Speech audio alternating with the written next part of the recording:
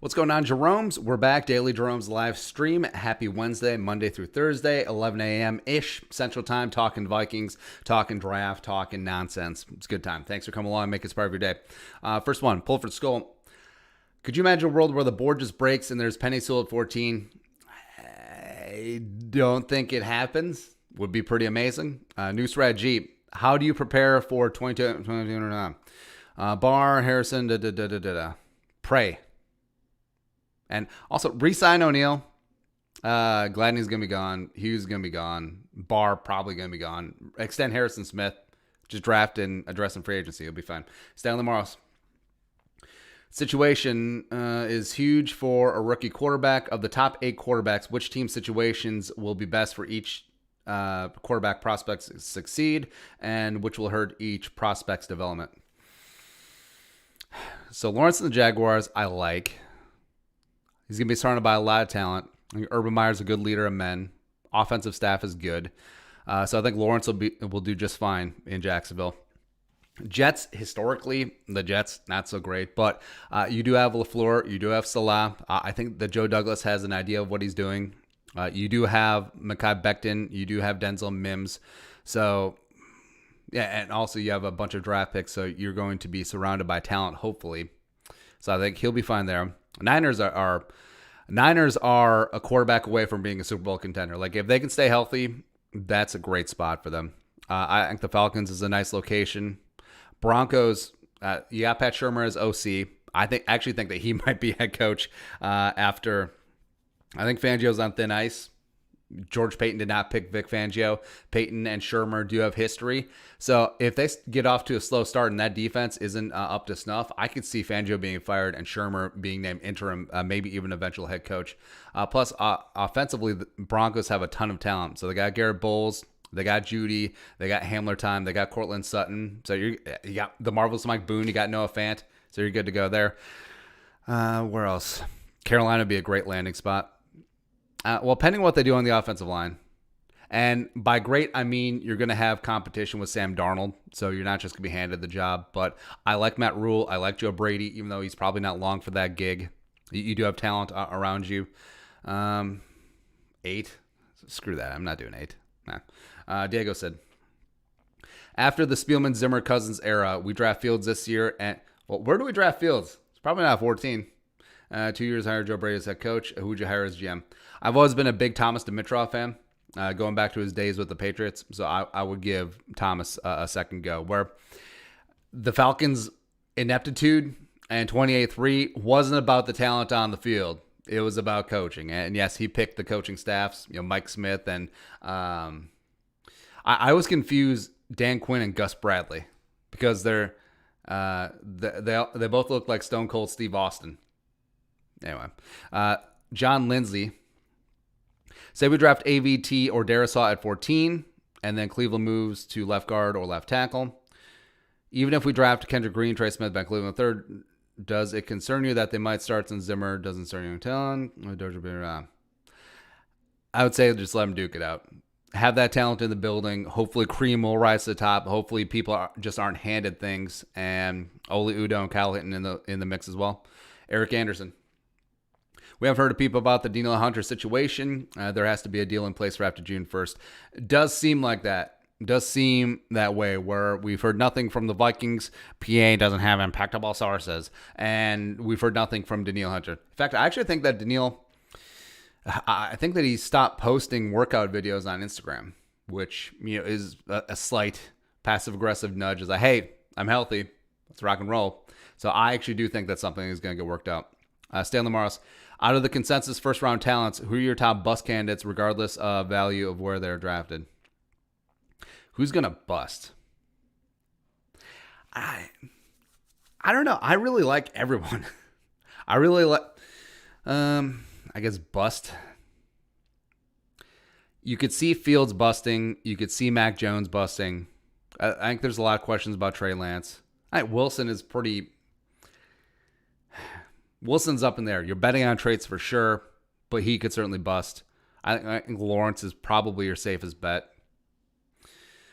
I could see And again, this does not mean that I'm rooting against these guys. I guess I could see Kwity Paye busting. Same thing with Rousseau. Phillips, if he can't stay healthy, could end up being an injury bust. Palmer's good. Pitts is going to be good to go. Let's be honest. Chase is going to be good to go. Devontae's going to be good. Maybe Waddle. Maybe. AVT, maybe. I think Darrisaw's fine. I think Slater's fine. I think Penny Sewell's fine. Well, maybe Penny Sewell doesn't hit that astronomical ceiling. Maybe he's just above average, and that would put him into the bust category, I guess. Free. If we don't get starting offensive line in the draft, how long do you see Dennison keeping his job with the same lineup as last year? Well, how long is his contract? Yeah, I don't see Dennison being fired ever, which is just stupid. Spartus. Even though PFF lists him as a running back, do you think Demetric Felton would be a good third receiving option, possible return for the Vikings, could get late in the draft? Yes. And I think it actually worked out better for the Vikings that he put in a slow 40, where he's more quick than fast, and he could be in that fourth-round mix. I really do like Demetric Felton. Ted Shiffen. Any edge outside linebackers we could try to draft a day 2 or 3 to use during pass rush situations, also be a potential replacement for Anthony Barr. Maybe a sigh. Jordan Smith from UAB, yes. Pete Werner from Ohio State. Rayshad Ashby from Virginia Tech. Taron Jackson from Coastal Carolina. Also, Cam Sample from Tulane, fits that mold. Tayton Madsen. Do you think it would be smart to trade up for an offensive tackle? And where are you trading up? Trading up to the second? Sure. If Radens or Cosme are there, Eichenberg, that would make sense. Trading up in terms of trying to leapfrog the Chargers, yes, that also makes sense. Frank, what's your take on Jordan Smith out at UAB? Super interesting. You love the size. You love the raw potential. Would have been more intriguing if he had been able to stay at Florida, but that didn't quite work out. But yeah, he would definitely be on the day 2 radar. Yeah. Free. Are Spielman and Zimmer really trolling Cousins? It's possible. I would like to think that they are, because I want dudes to have a sense of humor, even though jobs are on the line. Football's an extremely serious business. But no, humans are humans, and humans get pissed off at other people, and they try and clap back at them in very passive-aggressive ways. So I would like to see that. John Anderson TV, are you worried that we might select a quarterback in like the 3rd or 4th round just to do it, and then most likely won't go after a dude like Desmond Ridder next year? Well, I think Desmond Ridder is going to be a first-round pick next year either way, so the poop will have to hit the fan for the Vikings to be on Desmond Ridder anyway. Kristen Hansen, can we take a moment to think about how hard it is for coaches and GMs to build a championship team, and how easy it is for us to complain about it and think we could do better? Now, that's the great thing about sports, man. Screw that noise. Ted Shiffen, if both Sewell and Slater go top 10, would you try to move up to 11 or 12 to secure Darrisaw, knowing the Chargers 13 would probably want him? Yes. Yeah. Gettleman doesn't trade at 11, but Roseman certainly would. And jumping the Chargers at 13 would make a lot of sense. Probably would cost one of the fourths, maybe a little bit more. Jack Chang. Honest opinion on switching to a 3-4 defense with the pieces we have, and if they take Kwity too. Because Tampa's defense able to suck KC because they're option with 3-4. Well, 4-3 and 3-4 sort of out the window. Most teams play nickel, whether that's a 4-2-5 nickel or a 3-3-5, whatever. But Tampa was more about nonstop pressure. They led the league in blitzing. Todd Bowles is very much like the defensive equivalent of Bruce Arians. He loves to blitz. He loves to bring heat. And yeah, I think they just have to get after it a little bit more. Where Zimmer's more of a, hey, we'll play cover 2 on 1st and 2nd down, and then when we get the 3rd down, we'll double A-gap blitz. But getting more creative and just bringing more seasoning, more heat, and just getting it. Hey, if you're going to go down swinging. Don't go down looking. Double B 88. I'm a huge Notre Dame guy. So if you were drafting for our beloved Minnesota Vikings at the locations we're not positioned to draft, tell me 3 Notre Dame players you might draft that would have good value school. Well, I would take... At 14, that's not out of the realm of possibility for Jeremiah Usu-Koramoah. Then, Eichenberg's going to go in a weird spot because I think that he's late first, early second value. You could go with one of the other offensive linemen. I understand as Vikings fans, like maybe we're attracted to Tommy Kramer just because of the name, even though it's spelled differently. But I think Kramer could be a late day 3 selection. And I still like Ian Book, even though metrics-wise he doesn't check the boxes. He really reminds me of Trace McSorley. So getting him late day 3, maybe even if the Vikings trade back in the 7th round, that would make sense. Hey, let us know where we're watching from. Give a couple shout-outs. Aaron Banks also in that mix, probably mid-rounds. Cedric Barton. Can you do a Jalen Phillips draft profile? Yes. It's on the to-do list. We just did Micah Parsons. Go watch that one. Lazy L. Which quarterback will the Niners pick? Jones, Lance, or Fields? It could be any of the 3. I think they've done a good job muddying the waters. I think ultimately it would be Justin Fields. I think that his ceiling is higher. I think Fields' ceiling is higher than Mac Jones, and I think his floor is higher than Trey Lance. I think that ultimately is what it comes down to. Diego Suarez. Do you think at least one person from the Viking staff watches your vids taking your advice? No. They should be fired if they do. Andy Smith. If the Vikings take Micah Parsons at 14 and don't address edge for the next few picks, would you consider putting Barr on the edge or Micah? I would use both of them. Yeah, and beyond just the having Barr put his hand in the dirt, just bringing heat off the edge. And Parsons can do that in spades. Barr can do that if given opportunity. So, yeah, go ahead. Pulford Skull, late round draft crush Avery Williams. Oh, my. Cornerback out of Boise State. Seems like, Skull Lean. Scott Lean. Will you be live streaming on draft night? So we've been asked this a bunch. Yes. We'll live stream the first round up to the Vikings pick, and then we got to do some work. A couple shout-outs. Mick Houlihan, Skull from Ireland. Purple Rain, Skull from Wausau, Wisconsin. Sam Heckel, Northeast Minneapolis. What up? Tommy Johnson, Omaha. Sam Salad Skull, Austria. Pulford Skull, Nashville Hot Chicken. Mike Benham, Grand Rapids. You guys are the best. Thanks for coming along. Next up. Owen Vetter.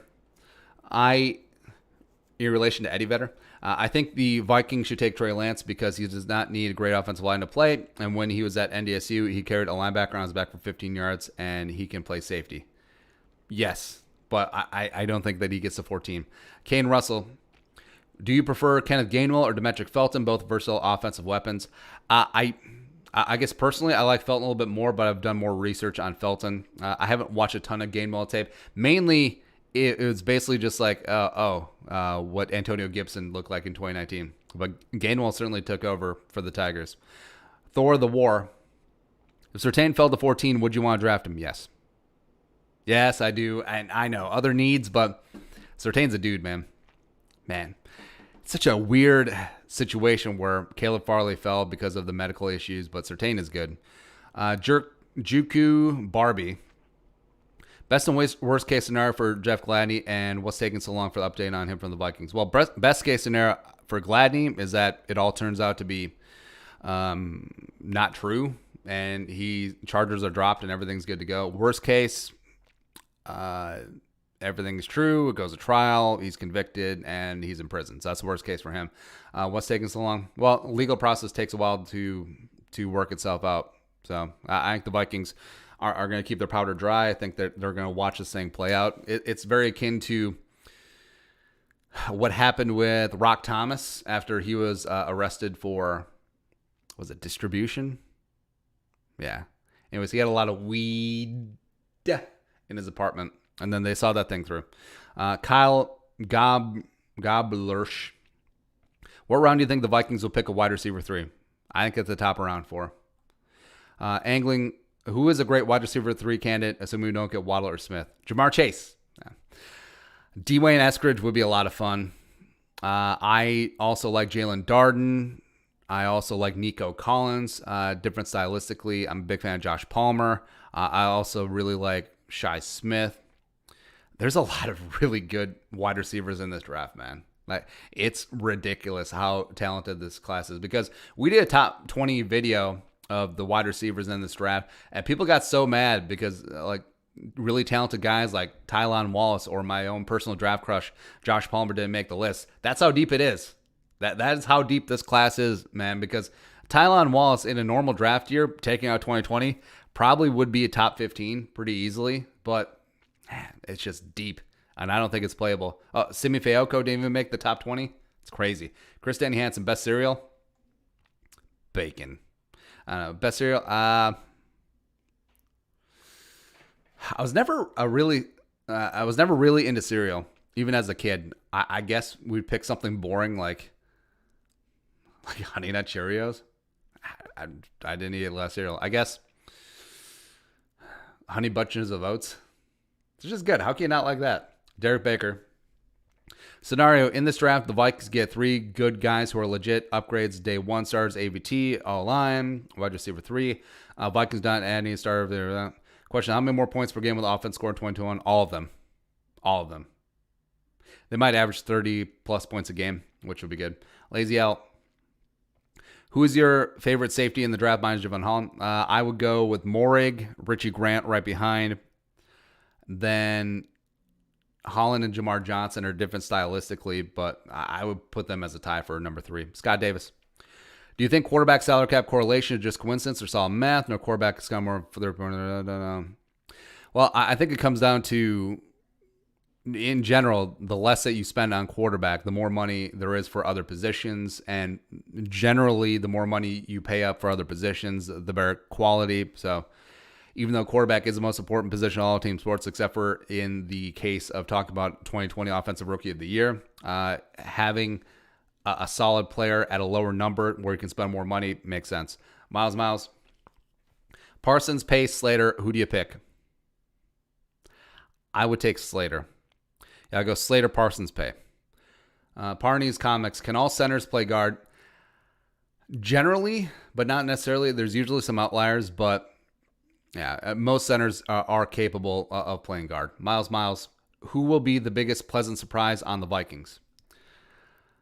I will say, who's it going to be? KJ Osborne. It would be great if KJ Osborne got his head up his ass. Yeah, it'd be good. Now, I'm going to say Irv Smith. Even though Irv's already getting a little bit of hype, I think that he'll exceed it. I think that he'll be a top 3 tight end. I think he'll be a Pro Bowler. Woo! Caliente. Lastly, Thor of War. Who do you think is going to be the steal of the draft? Who's going to be drafted in the 4th round or higher? So 4th round or later, steal of the draft. Josh Palmer. Could go Josh Palmer. Oh, back to the Notre Dame guy. I think Tommy Tremble is a 2nd round pick. God, Tommy Tremble makes a lot of sense. Kenny Yeboah, the tight end from Ole Miss. Been doing some more research on him. He's really good. Let's see. Jordan Smith would make sense. Oh, Ardarius Washington, if he gets to the 4th round. Man, I like him a lot. I understand that he's undersized, but he does bring that Antoine Winfield, Bob Sanders-esque like attitude to the game. I really like that. Let's see, Ambry Thomas or Shakur Brown.